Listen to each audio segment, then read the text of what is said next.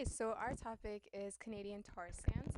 And so basically, what tar sands are a combination of clay, sand, water, and bitumen, which is basically a black, thick oil. And these tar sands can be extracted by open pit mining, which is when you use large hydraulic and electrically, okay, powered shovels to dig up tar sands.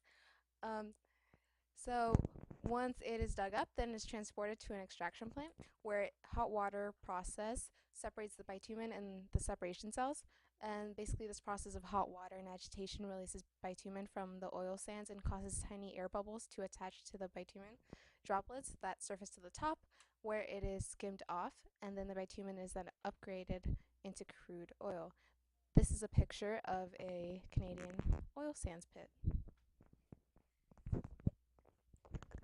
So there are three main deposits of Canadian tar sands. They're in Alberta. The first one is the Athabasca Wabisca. There's the Cold Lake, and there's the Peace River deposit.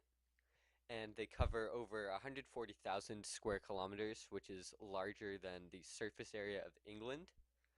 And it's proven by the Canadian government that there are over 1.7 trillion barrels worth of bitumen available within them. And then about 173 billion of the barrels can be gained with today's technology. And the Athabasca Wabisca deposit is the only one that is available to extract oil by conventional methods, and the Cold Lake and the Peace River are harder to extract the oil from. There are several pros and cons of tar sands. Some of the pros are it provides jobs. Another one is that money made from the tar sands funds all public services, and it was estimated that in Alberta, tar sands can create $500 billion in tax revenue. And then lastly, oil coming from Canada is more reliable for us here in the US because it makes sure that we are not dependent upon unreliable and unstable countries for oil. Some of the cons are it could cause water pollution. It could seep into both fresh water and saltwater supplies. Mining can also contribute to global warming because it emits greenhouse gases.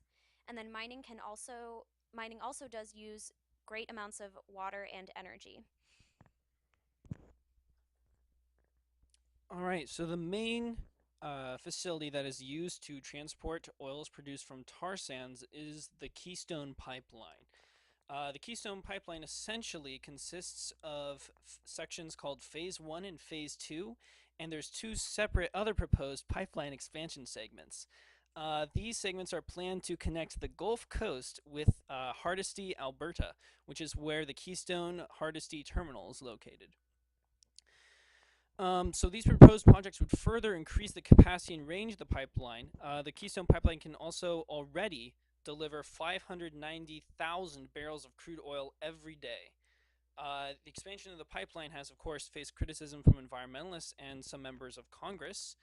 And the U.S. portion of the Keystone Pipeline actually includes 1,084 miles of new pipeline in North Dakota, South Dakota, Nebraska, Kansas, Missouri, and Illinois.